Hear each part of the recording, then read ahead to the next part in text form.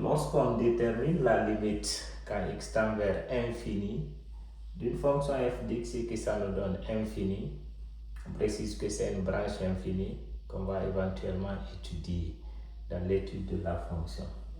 Maintenant, pour étudier cette branche infinie, on détermine A. A nous permet de savoir le comportement de la courbe. Et c'est A qui nous dira s'il faut aussi déterminer B. Maintenant, l'expression de A, c'est la limite lorsqu'x tend vers le même infini. Si c'était en plus infini ici, je continue avec, en moins infini là, je continue avec du quotient f d'x sur x. Et B, s'il y a nécessité de déterminer B, toujours c'est avec la même tendance infinie, soit en plus ou en moins infini, ou les deux cas. Donc, il y a des cas qu'on aura où la branche infinie peut être appelée une branche parabolique de direction. Branche parabolique. Branche parabolique. Quand je détermine la valeur de A, lorsque A est égal à 0, on détermine la limite ici, on trouve que A est égal à 0. Comme exemple de la fonction, la f d'x est égale à racine carrée de x. Ici, si je calcule la limite en plus infini, vu qu'elle est définie en plus infini, je calcule la limite en plus infini, j'obtiens plus infini. Donc la limite, lorsqu'x tend vers plus infini, de la fonction f d'x égale à plus infini, parce que racine carrée de plus infini me donne plus infini. Maintenant, je détermine A pour celui-ci. A est égal à la limite lorsqu'x tend vers plus infini du quotient f d'x sur x. De ce quotient-là. F d'x est racine carrée de x. Donc, ça fait la limite lorsqu'x tend vers plus infini de racine carrée de x sur x. En remplaçant racine de plus infini sur plus infini, une forme indéterminée. Pour lever l'indétermination, z au radical, donc je pense à l'expression conjuguée. Limite, quand x tend vers plus infini, de racine de x fois racine de x sur x fois racine de x, les deux. Et multiplier numérateur dénominateur. Donc égal à la limite, lorsqu'x tend vers plus infini, racine d'x fois racine d'x, ça fait x, sur x racine de x. Donc ça donne la limite, lorsqu'x tend vers plus infini, de 1 sur racine carrée de x, je simplifie xx. Réel sur infini, ça va donner 0. Donc a égale à 0.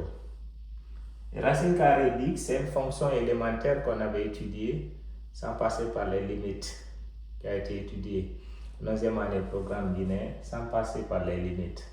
Je peux représenter cette fonction à partir d'un tableau de valeurs, cette fonction.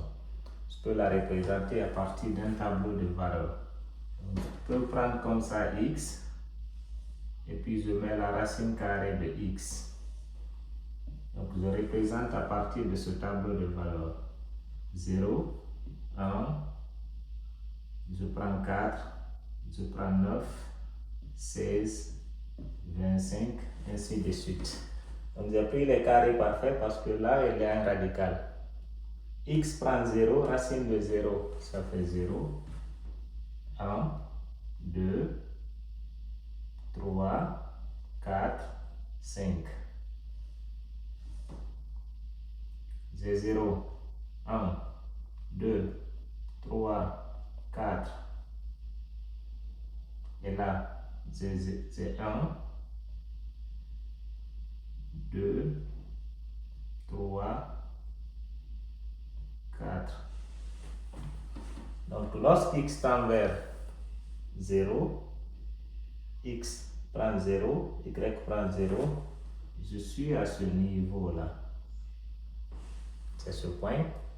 X prend 1, y 1. de l'intersection des deux, ce point, x2, x4, y2. Donc vous aurez ça. Ces 3 points peuvent me suffire pour représenter la courbe. Parce que je connaîtrai l'allure de la courbe ici.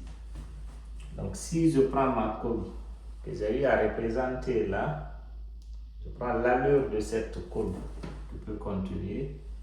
Je vois qu'entre les deux axes, elle suit l'axe des abscisses. À partir des 3 points que j'ai représentés, j'ai tracé ma courbe et je vois là qu'elle suit l'axe des abscisses. Et le A est égal à 0. Donc ça, on n'a pas besoin de faire ça pour connaître l'allure de la courbe. Il suffit juste de déterminer A. Lorsque le A est égal à 0, on dit que la courbe admet une branche parabolique. La courbe admet une branche parabolique de direction OI. OI, l'axe des abscisses, ou OX. Une branche parabolique de direction O. La courbe suit l'axe des abscisses. Lorsque A est égal à 0, notre courbe suit l'axe des abscisses.